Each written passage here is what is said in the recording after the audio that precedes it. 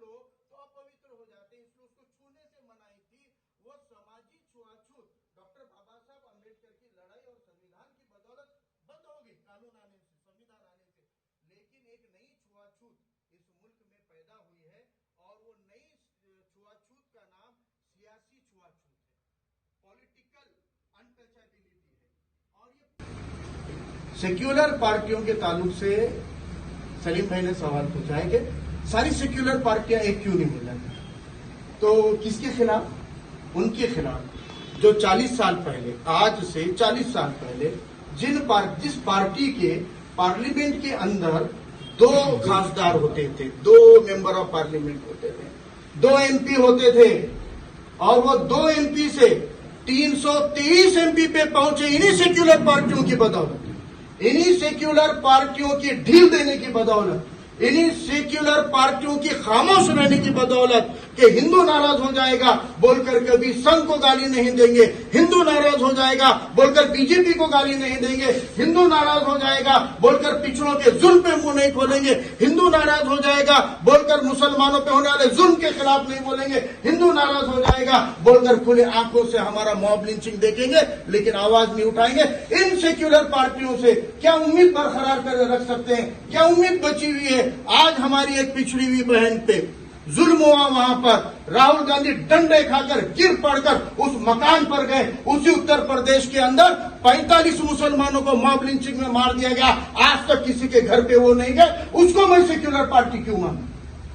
जो मेरी कौम के नौजवानों को कुचले जाने के बाद 45 मुसलमान वहां पे कुचल कर मार दिए गए, मॉब लिंचिंग कर दी गई गाय के गोश्त के इल्जाम में, और वो पार्टी का लीडर एक के भी घर पे नहीं गया। मार खाने की जरूरत नहीं थी, डंडे की जरूरत नहीं थी, रास्ता खुला था, एक के भी मकान पर नहीं गया। और मेरे एक दलित बहन के क्यों गया? क्योंकि दलित समाज उनकी वोट बैंक नहीं है और मुसलमान उनकी वोट बैंक है।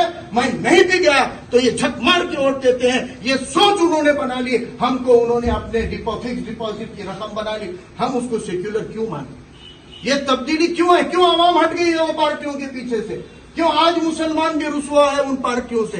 क्योंकि हमको वहां पे वो नतीजा नहीं मिला, हमको तहफुज नहीं मिला, हमको सुरक्षा नहीं मिली, हमको रोजगार नौकरियां नहीं है। हमारा ईमान हमको अल्लाह रोजी देने वाला है बोलता है, हम रोजी के लिए मोहताज नहीं थे लेकिन हुकूमत की सुविधाओं के लिए मोहताज थे। वो भी तहफुज अगर नहीं मिलेगा, वो भी सुविधाएं नहीं मिलेगी, तो हम सेक्युलरिज्म की डेफिनेशन क्या करें?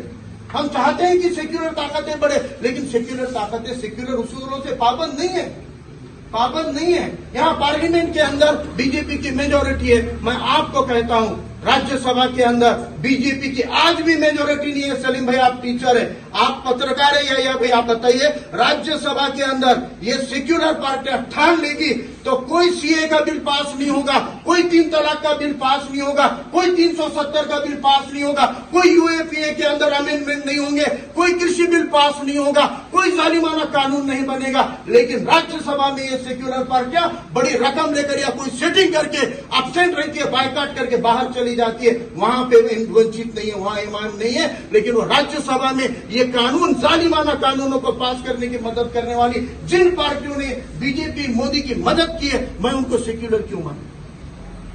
आज आप बताइए, कोई बड़ा लीडर इस सवाल का जवाब दे। राज्यसभा में मेजोरिटी नहीं रहते हुए एनडीए वहां पर कानून पास करने में कामयाब क्यों होती है?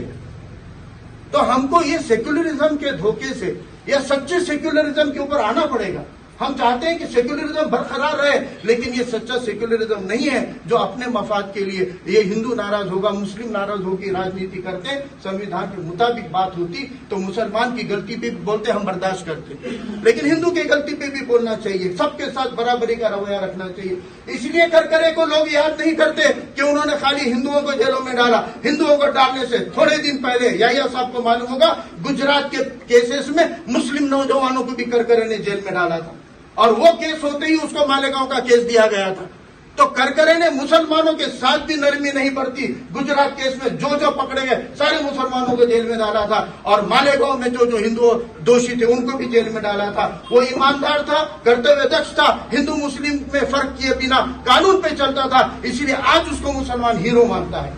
ये सेक्युलरिज्म चाहिए हमको, जो सबके साथ बराबरी का नजरिया रखे, जो सबके साथ बराबरी का रवैया रखे। ये नहीं मिल रहा, इसलिए तो ऑप्शन तलाशने पड़ रहे हैं, इसीलिए तो हमको अल्टरनेट ढूंढना पड़ रहा है।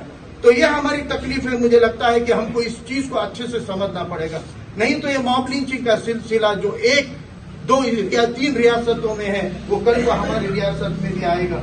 इसलिए अभी एक ने पूछा कि भाई भरोसा, ठीक है 2 पार्टियों पे भरोसा करना है कि नहीं करना है, लेकिन 2 कौमों पे भरोसा हम कर सकते हैं कि नहीं कर सकते। एक तजुर्बे से मैं बताता हूं कि ऊंची लीडरशिप को हमने कभी नकारा नहीं है। हमने शरद पवार साहब की क़यादत को कबूल करके वोट दिया है उनकी पार्टी को। हमने यशवंतराव चौहान जी, वसंतराव नाइक जी या जो भी ये बड़े लीडर रह चुके हैं, पृथ्वीराज चौहान जी, अशोकराव चौहान जी, विलासराव देशमुख जी की क़यादत को कबूल करके उनकी पार्टी को वोट दिया है। तो पिछड़े तबकों की क़यादत को भी कबूल करके हम वोट देने वाले हैं कि नहीं देने वाले? हमको आज ये इत्तेहाद जो पिछले तबकों ने किया हुआ है, इस इत्तेहाद में अपने इत्तेहाद को जोड़कर हम किसी नतीजे पे पहुंचा सकते हैं कि नहीं पहुंचा सकते, ये सवाल हमको पूछना है। ये सवाल हमको अपने आप से पूछना है। ये मुझे नहीं पूछना है, मैंने अपने आप से पूछा है और ये सवाल हम अपने आप से पूछे, इनके कुछ जवाब हम हल निकालें। ये औरंगाबाद में इसलिए मुमकिन है क्योंकि औरंगाबाद में हुआ है, एक मिरेकल हुआ है, एक चमत्कार हुआ है या एक अलग काम हुआ है, हट के नतीजा आया है। तो मुमकिन है कि ये महानगर पालिका के चुनाव बड़े नहीं है, लेकिन अगर महानगर पालिका में ये 2 वंचित घटकों के और मुसलमानों का इत्तेहाद हो जाएगा और कुछ अलग चमत्कार होगा, 40-45 सीटें आ गई और ये सीटें आने की बदौलत अगर महापौर बन गया, 30 साल की शिवसेना की हुकूमत उखड़ गई और यहाँ पे दलित मुस्लिम में से 70 साल में एक बौद्ध महापौर नहीं बना औरंगाबाद में। कल ही मुझे एक साहब ने जानकारी दी, 70 साल में एक बौद्ध, ये सियासी अछूत नहीं है तो क्या है? तो यहाँ अगर एक बौद्ध मुसलमान महापौर स्टैंडिंग कमेटी बन जाएगा, पूरे मराठवाड़ा में माहौल बनेगा कि औरंगाबाद के लोगों ने जो इत्तेहाद किया ये अपने भी शहर में करना है।